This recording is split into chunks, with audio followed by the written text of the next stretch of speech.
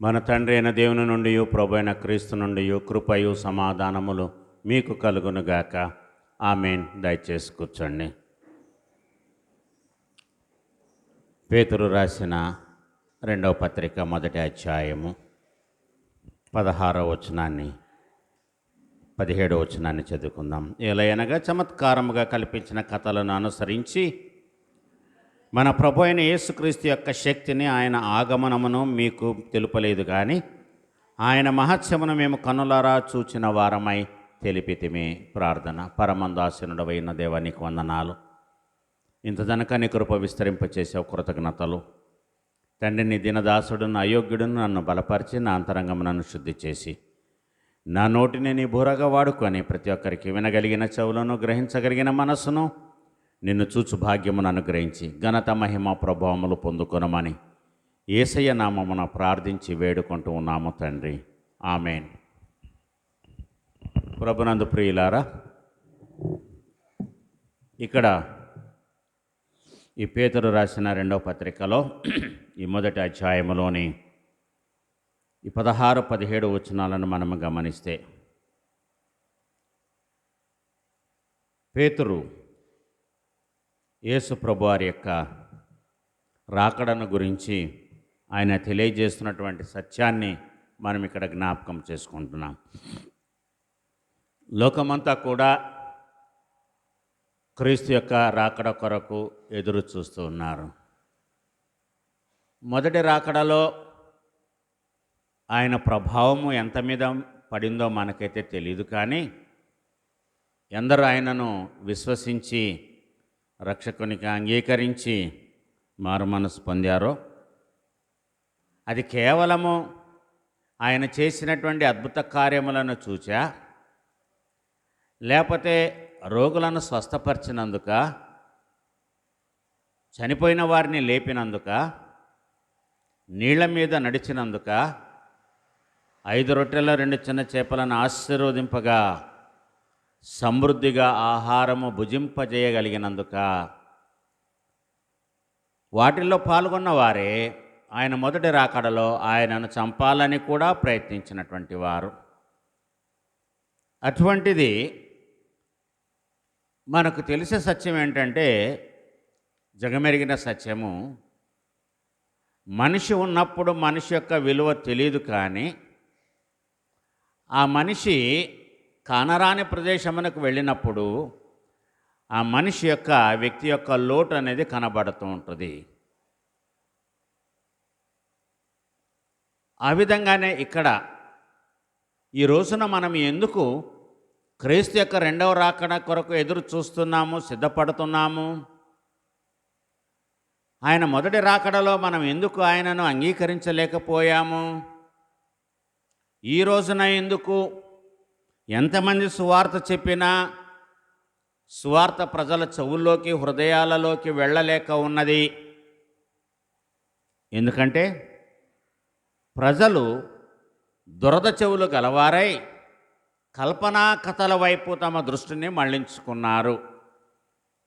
కాబట్టి వాక్యములో ఉన్న సత్యము, ఆ వాక్యము ఎంత పదునుగా ఉందంటే, 2 అంచులు కలిగిన పదునైన ఖడ్గము కంటే వాక్యము అంత పదునుగా ఉండి హృదయములో నుంచి దూసుకొని వెళుతుందంట. కాబట్టి ఈ వాక్యము గద్దిస్తుంది మనలను. వాక్యము మనలను వేలెత్తి చూపిస్తుంది మన స్థితిని. కాబట్టి ఆ వాక్యాన్ని అంగీకరించలేదు ఆనాడు. ఈనాడైతే మనకు మరొక గత్యంతరము లేక ఈ జీవితంలో నష్టపోయిన దానిని మనము జ్ఞాపకము చేసుకుంటూ అందరూ కూడా ఒక విడుదల కొరకు ఎదురు చూస్తున్నారు. జీవితంలో ఒక్కొక్కరికి ఒక్కొక్క రకమైన విడుదల కావాలి.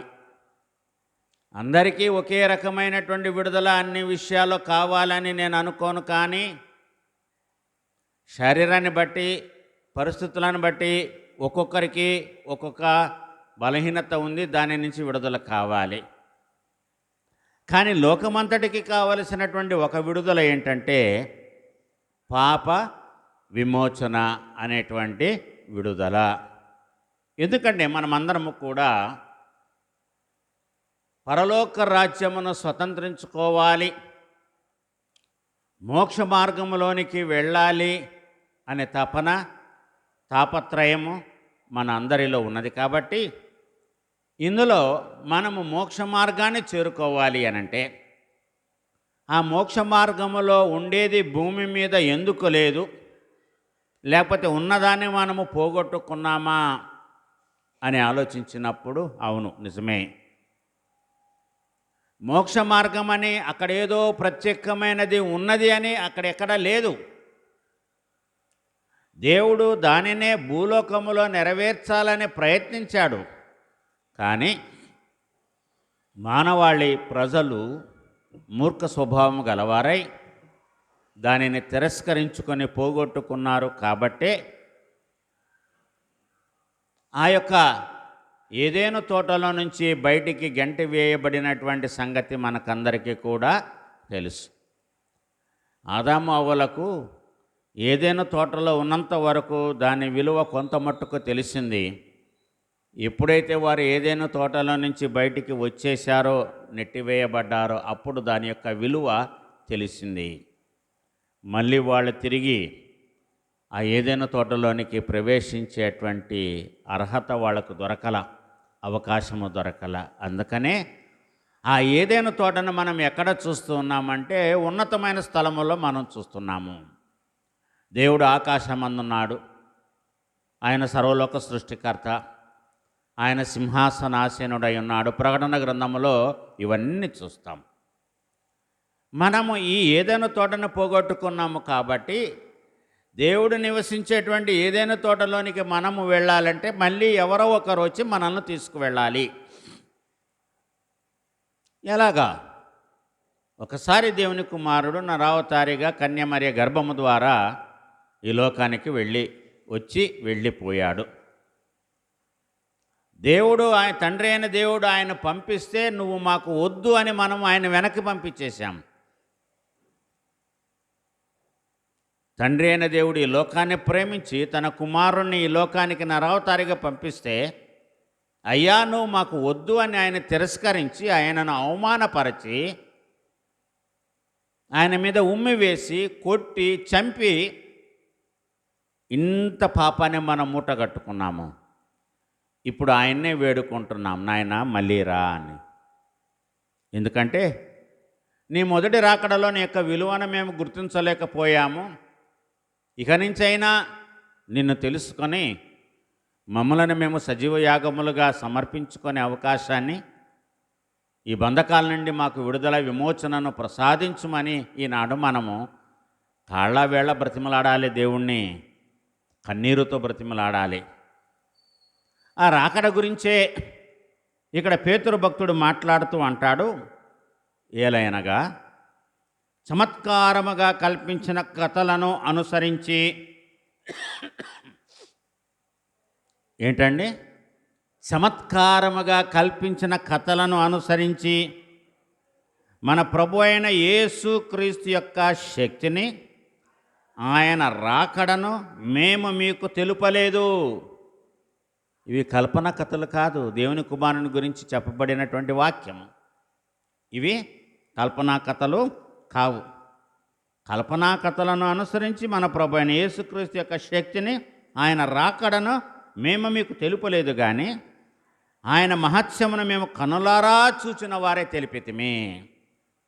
మేము మా కళ్ళతో చూసిందే మేము చెప్పాము. ఏంటి వాళ్ళు చూచింది? మొదటిది, రాత్రిపూట యేసు ప్రభువారు కొండ మీద రూపాంతరము పొందినప్పుడు ఆయన శిష్యుల్లో ముగ్గురైన పేతురు, యాకోబు, యోహానులు అనువారు ఆయన మహత్యాన్ని చూశారు. మేము చూసింది సత్యము, ఇది నిజము. ఆయన దేవుని కుమారుడే, ఆయన లోకరక్షకుడే, ఆయన పాప విమోచకుడే. ఏ చాకలియు చలువ చేయనంత తెల్లగా ఆయన వస్త్రాలు ప్రకాశించినాయి, ఆయన ముఖము దగదగ మెరిసిపోయిందంట. ఇది పేతురు భక్తుడు ఇచ్చినటువంటి సాక్ష్యం.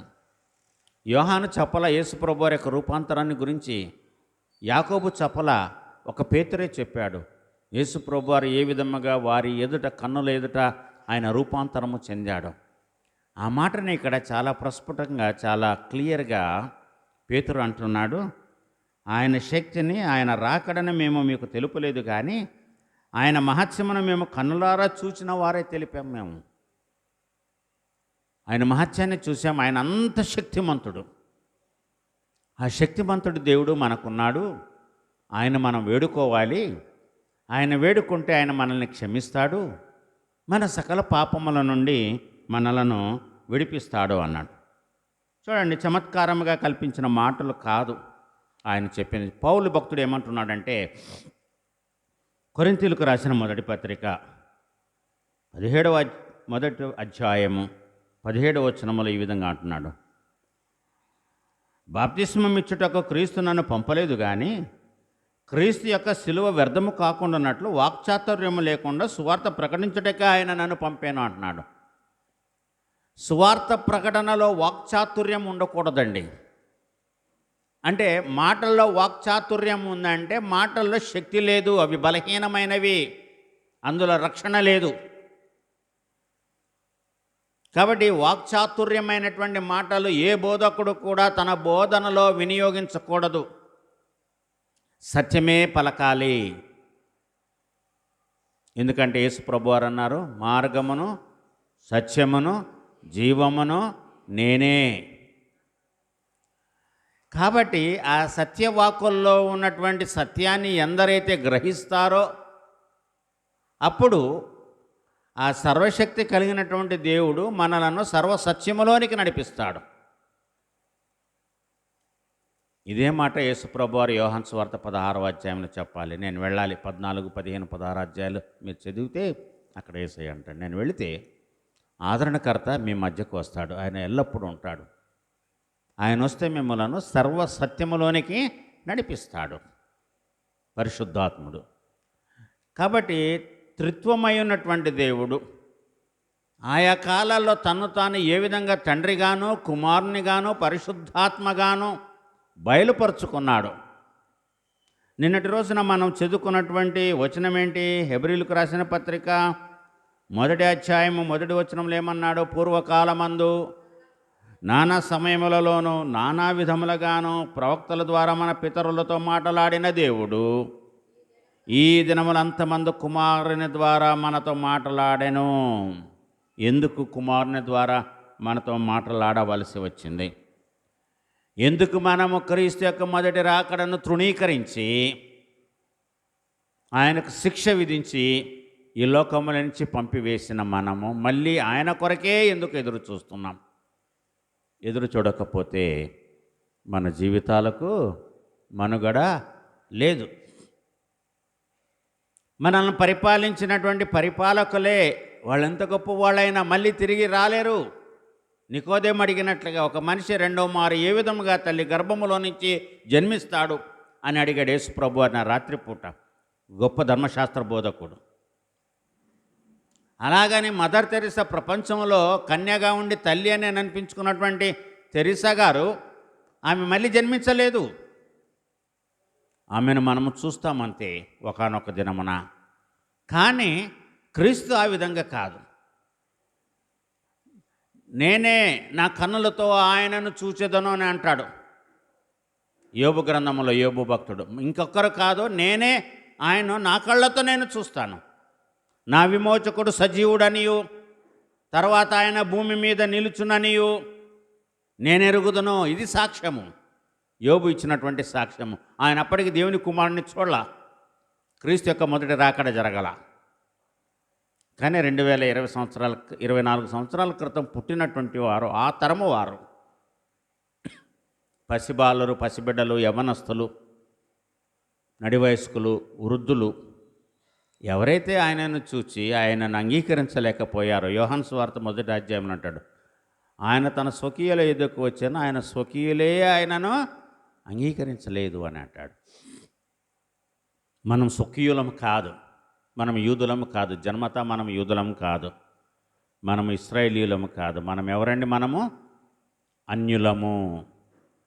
అన్యులమైనటువంటి మనము భక్తులు చెప్పగా, బోధింపగా, సేవకులు బోధింపగా విని మారు మనస్సు పొందాము. మనము రక్షింపబడాలి అనే ఆశ, కోరిక మనందరిలో కూడా ఉన్నది. కాబట్టి అందుకని ఇక్కడ అంటున్నాడు పేతురు, ఆయన మహత్యమును మేము కన్నులారా చూచిన వారమై మేము తెలిపితిమి. కల్పనా కథలు కాదండి మనకు కావాల్సింది. నిప్పును ముట్టుకుంటే నిప్పు కాలుద్దే కానీ చల్లగా ఉండదు. ఐస్ ఫ్రిడ్జ్లో ఉన్నటువంటి ఐస్ లాగా ఉండదు.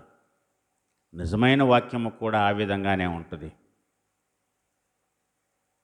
ఎందుకంటే మనల్ని కదిలించలేకపోతే అది వాక్యమే కాదు. మన హృదయాలను గుచ్చకపోతే అది వాక్యమే కాదు. ప్రభునందు ప్రియులారా, కనుక చూడండి, పౌలు తిమోతికి రాసిన మొదటి పత్రిక 1వ అధ్యాయము 3-4 వచనాలను చదువుకుందాం. నేను మాసిదోనియాకు వెళ్ళుచుండగా సత్యమునకు భిన్నమైన బోధ చేయవద్దనియు, కల్పనా కథలను, మితము లేని వంశావళులను, విశ్వాస సంబంధమైన దేవుని ఏర్పాటుతో కాక వివాదములతోనే సంబంధము కలిగి ఉన్నవని గనుక వాటిని లక్ష్య పెట్టవద్దనియు కొందరికి ఆజ్ఞాపించుటకు నీవు ఎఫెసులో నిలిచి ఉండవలనని నిన్ను హెచ్చరించిన ప్రకారం ఇప్పుడును హెచ్చరించుచున్నాను. అదే పౌలు చెప్తున్నాడు ఇక్కడ. తన ఆత్మీయ కుమారుడైనటువంటి తిమోతి, యవనస్తుడైనటువంటి తిమోతిని పిలిచి కొన్ని హెచ్చరికలు ఇస్తున్నాడు. నేను మాసిదోనియాకు వెళ్ళుచుండగా సత్యమునకు భిన్నమైన బోధ చేయవద్దు. అప్పటి కాలంలోనే సత్యానికి భిన్నమైనటువంటి కథలు ఉన్నాయి. ఎవరిని గురించి? నా గురించి, మీ గురించి కాదు. దేవుని కుమారుడైన యేసుక్రీస్తుని గురించి విభిన్నమైనటువంటి కథలు. ఎవరి కథను వాళ్ళు రాసేసుకున్నారు యేసు ప్రభు వారిని గురించి. మీకందరికీ నా కథను గురించి రాయమంటే మీరు రాసి నా దగ్గర తీసుకొచ్చి పెడితే, మీరు రాసిన కథలు ఒక్కొక్కటి నేను చదువుకుంటూ పోతే ఏడుపు వస్తుంది, నవ్వు వస్తుంది, కోపము వస్తుంది, లేకపోతే పిచ్చోడిని అయిపోతానేమో. మరి యేసు ప్రభు వారిని గురించి ఉన్నవి లేనట్టుగా, లేనివి ఉన్నట్టుగా రాస్తే, బోధిస్తే ఆయన అంగీకరిస్తాడా? మనుషులను మభ్యపెట్టి తమ వైపు త్రిప్పుకోవడానికి వాక్యాన్ని వక్రీకరించి ఆనాడే బోధించారు. మొదటి శతాబ్దంలోనే బోధించారు. యేసయ్య ఆరోహణమే వెళ్ళిపోయిన తర్వాత దేవుని యొక్క వాక్యము అప్పటికి ఇప్పటికి కూడా వక్రీకరింపబడుతూనే ఉంది, సత్యాన్ని దాచిపెట్టి. మరి ఎందుకన్నాడు, నీ హృదయంలో నుండి ఒక ఖడ్గము దూసుకొని పోతుందని సిమియోను మరియతో డైరెక్ట్ అటాక్ ఇచ్చాడు. అక్కడ సిమియోను మరియమ్మకు పిల్లోని ఎత్తుకున్నాడు, ఆశీర్వదించాడు, పాడాడు. ఇదిగో నీ హృదయంలో ఒక ఖడ్గము దూసుకొని పోవునన్నాడు. మన హృదయంలోనికి వాక్యం అన్నటువంటి ఖడ్గము దూసుకొని పోలేదు కాబట్టే ఇంకా మనము పాపములోనే ఉన్నాం. వాక్యం అనే ఖడ్గము సరిగ్గా మన హృదయంలోనికి దూసుకొని వెళితే మనం ఏనాడో పాపమును విడిచిపెట్టి ఉండేవాళ్ళం. కారణం ఏంటంటే కల్పనా కథల వైపు మనము మన యొక్క దృష్టిని మళ్ళించాం.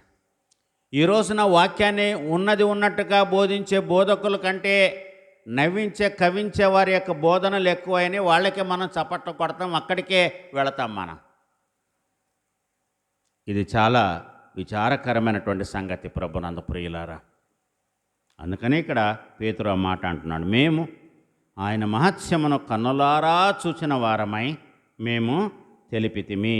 చూడండి, పౌలు తెస్సలోనికైలకు రాసినటువంటి మొదటి పత్రిక 2వ అధ్యాయము 19వ వచనాన్ని చదువుకుందాం. మొదటి పత్రిక 2వ అధ్యాయము.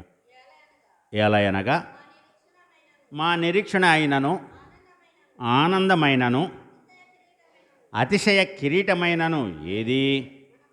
మన ప్రభు అయిన యేసు రాకడ సమయమున ఆయన ఎదుట మీరే కదా అంటున్నాడు. తెస్సలోనిక పట్టణములో క్రీస్తును అంగీకరించినటువంటి వారిని ఉద్దేశించి ఇక్కడ పౌలు మాట్లాడుతూ, మీరే మా అతిశయము, మీరే మా కిరీటము అని అన్నాడు. ఎందుకన్నాడు అంటే ఒక సేవకుడికి, ఒక బోధకుడికి సంఘమే అతిశయం, గర్వకారణము. సంఘమే ఆయనకు మొకటము.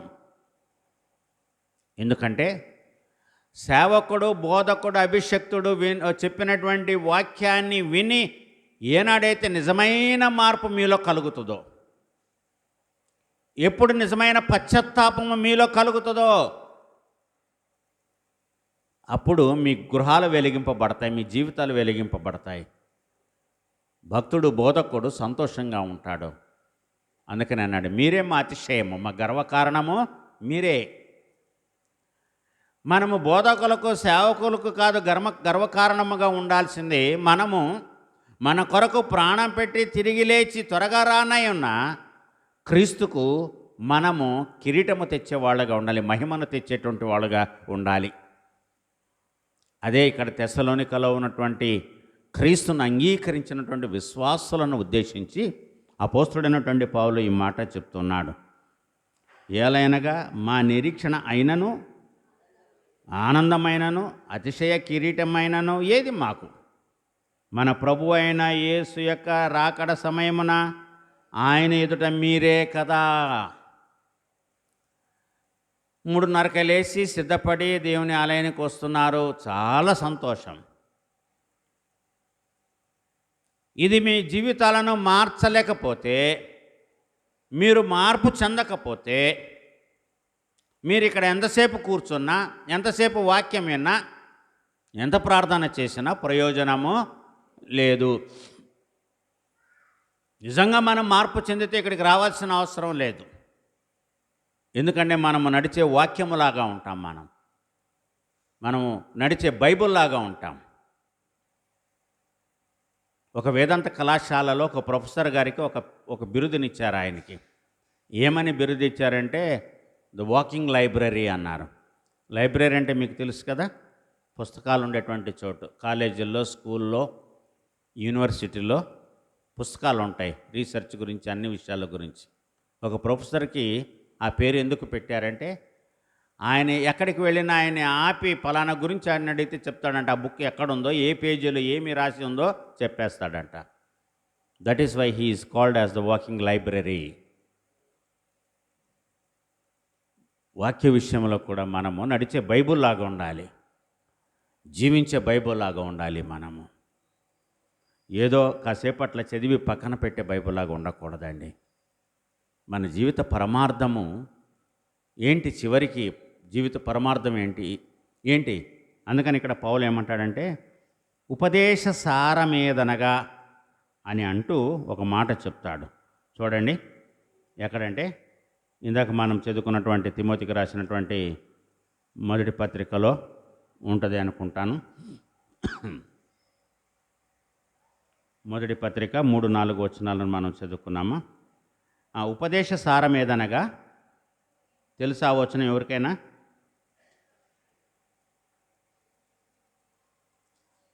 చాలా చక్కటి మాట. ఆ ఉపదేశ సారాన్ని గురించి మరి అపోస్తుడైనటువంటి పౌలు చెప్పినటువంటి మాట మనం జ్ఞాపకము చేసుకుంటాం. తెస్సలోని పత్రికనా, తిమోతికి రాసిన మొదటి పత్రిక 1వ అధ్యాయము 5వ వచనం. ఉపదేశ సారమేదనగా పవిత్ర హృదయము నుండి, మంచి మనఃసాక్షి నుండి, నిష్కపటమైన విశ్వాసము నుండి కలుగు ప్రేమయే. అదే దేవుడు, ఆ ప్రేమే దేవుడు. ఏంటి ఉపదేశ సారం? ఏంటి నిన్నటి ఉపదేశ సారం? ఏంటి ఈరోజు ఉపదేశ సారం ఏంటి? మన జీవితంలో మనము కళ్ళు మూసే ముందు వినే చివరి ఉపదేశ సారం ఏంటి? ఇక్కడ పౌలు చెప్తున్నాడు, పవిత్ర హృదయము నుండి, మంచి మనస్సాక్షి నుండి, నిష్కపటమైన విశ్వాసము నుండి పుట్టే ప్రేమే ఉపదేశ సారము. ఆ ప్రేమే దేవుడు. దేవుడు లోకమును ఎంతో ప్రేమించాను. అంత కాదు, ఎంత ప్రేమ, ఎంత ప్రేమ, ఎంత ప్రేమయా, దేవుడెంత గొప్ప ప్రేమయై వెలుగుచుండునే. ఎంత ప్రేమ, ఎంత ప్రేమ, ఎంత ప్రేమయా, ఎంత నిడివి ఎంత లోతు ఎంత విరివయా, ఎంత నిడివి ఎంత లోతు ఎంత విరివయా, దానినెంత ఎంత అని వచించు మనుజుడెవ్వడు. ఎంత ప్రేమ ఎంత ప్రేమ ఎంత ప్రేమయా, మనమున దలపోయను కందదంతయున్, మనమున నులపోయ ఊహ కందదెంతయున్, దాని గనవు గజగమందు పొగడ మాటలందవే. ఎంత ప్రేమ ఎంత ప్రేమ ఎంత ప్రేమయా. ఆ ప్రేమ ఉండుబట్టే ఇప్పటి వరకు మనము నశించిపోకూడదని దేవుని యొక్క వాక్యము మనలను బ్రతిమలాడుతుంది. ఏదైనా విలువైనది ఊరికే ఇస్తామంటే మనకు అలుసు ఎక్కువ. ఎక్కువ డబ్బులు పెట్టి కొంటేనే మనకు తక్కువ డబ్బులు తీసుకునే ట్రీట్మెంట్ ఇచ్చే డాక్టర్ దగ్గరికి ఎవరు వెళ్ళారండి. ఏంటి ఈయన ఫీజు తీసుకోడా, టెస్టులు చేయడా, ఎక్కువ మెడిసిన్ రాయడా అంటే ఈయనకేమీ తెలీదు. ఒక చిన్న జలుబో దగ్గొస్తే 10 రకాలైన ట్యాబ్లెట్లు రాసి, ఒక 5 రకాల టెస్టులు రాసి, ఒక 2-3 వేలు మనం వదిలించుకుంటే అప్పుడు ఈ డాక్టరు గొప్పవాడు. ఇక్కడ వాక్యం ఊరికనే వస్తుందిగా. దేవుని కుమారుడు ఊరికనే మన కొరకు చనిపోయాడుగా. మనం ఏమి ఇవ్వకపోయినా మనకి అలసత్వం ఎక్కువ, అందుకని మనం త్రోసివేస్తున్నాం. ఆ ప్రేమను మనము తిరస్కరిస్తున్నాం. దేవుని మహిమను మనము పొందుకోలేకపోతున్నాం, చూడలేకపోతున్నాం. చూడండి, పౌలు తెస్సలోనికైలకు రాసిన మొదటి పత్రిక 3వ అధ్యాయము 12-13 వచనాన్ని చదువుకుందాం.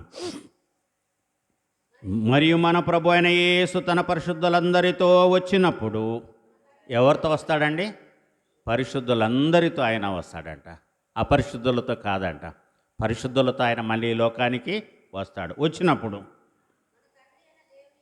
మన తండ్రి అయిన దేవుని ఎదుట మీ హృదయములను పరిశుద్ధత విషయమై అనింద్యమైనవిగా ఆయన స్థిరపరచుటకై మేము మీ ఎడల ఎలాగూ ప్రేమలో అభివృద్ధి పొంది వర్ధిల్లుచున్నాము, ఆలోగానే మీరును ఒకని ఎడల ఒకడును మనుషులందరి ఎడలను ప్రేమలో అభివృద్ధి పొంది వర్ధిల్లునట్లు ప్రభు మీకు దయచేయనుగాక. ఇది దీవెన, పౌలు ఇస్తున్నటువంటి దీవెన.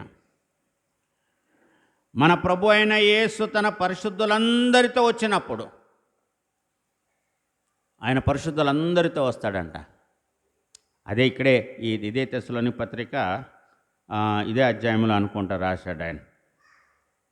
నిరీక్షణ లేని తొలవలే మీరు దుఃఖపడకుండా నిమిత్తము నిద్రించిన వారిని గురించి మీకు తెలియకుండా మాకు ఇష్టము లేదు. ఇది ప్రభునందు ప్రియులారా పౌలు చెప్పినటువంటి మాట. అందుకని అంటున్నాడు, తన పరిశుద్ధులందరితో ఆయన వస్తాడు. రెండోదిగా మనం చూస్తే 4వ అధ్యాయం 15వ వచనం చూడండి పక్కనే. మేము ప్రభువు మాటను బట్టి మీతో చెప్పున్నదేమనగా, ప్రభువు రాకడ వరకు సజీవులమై నిలిచిండు మనము నిద్రించిన వారి కంటే ముందుగా ఆయన సన్నిధిని చేరము. ఇది ఒక డిక్లరేషన్. మేము ప్రభువు మాటను బట్టి మీతో చెప్పున్నదేమనగా, ప్రభు రాకడ వరకు సజీవులమై నిలిచి ఉండు మనము నిద్రించిన వారి కంటే ముందుగా ఆయన సన్నిధిని మనము చేరం. మనకంటే ముందుగా చేరిన వారు ఉన్నారు. ప్రభునందు ప్రియులారా, మనం ఆలోచించాలి. మనము కూడా వెంటనే వెళ్ళిపోవాలని కాదు, దేవుడిచ్చిన ఆయుష్ను సంపూర్తి చేసుకోవాలి. దేవుడు జీవించాలని కోరుకుంటాడు. ఏ వ్యక్తి కూడా మరణించాలని కోరుకోడు. జీవముతో ఆయన దగ్గరికి చేరాలని కోరుకుంటాడు. కానీ మరణించి ఆయన దగ్గరికి వెళ్ళాలి అని అనుకుంటున్నాం. ఎందుకంటే మరణం అనేది మన పాపాలకి శిక్షే. అది మరణం అనేది కేవలము మన పాపాలకి శిక్షే. మేము ఏ పాపం చేయలేదు కదండి, లేదు. దావీదు అంటాడు, నా తల్లి నన్ను పాపంలోనే గర్భం ధరించింది. కాబట్టి మనకు 2 ఉన్నాయి. జన్మ పాపం ఒకటి ఉంది, కర్మ పాపం ఉంది. ఈ రెండింటిని తప్పించిన వాడు దేవుని కుమారుడైన యేసుక్రీస్తు. ఆయన రాకడ కొరకే మనమందరము కూడా ఎదురు చూడాలి. ఆయన జన్మ పాపాన్ని కర్మ పాపాన్ని తీసివేయాలనే మన కొరకు చనిపోయి తిరిగి లేచాడు, త్వరగా రానై ఉన్నాడు. మనల్ని మనం శుద్ధీకరించుకునే భాగ్యము దేవుడు మనకు అనుగ్రహించాడు. దేవునికి మహిమ కలుగునుగాక. ఆమేన్. సమస్త జ్ఞానమునకు మించిన దేవుని యొక్క సమాధానం యేసుక్రీస్తు వలన మీ హృదయములకు మీ తలంపులకు కావలి ఉండునుగాక. ఆమేన్.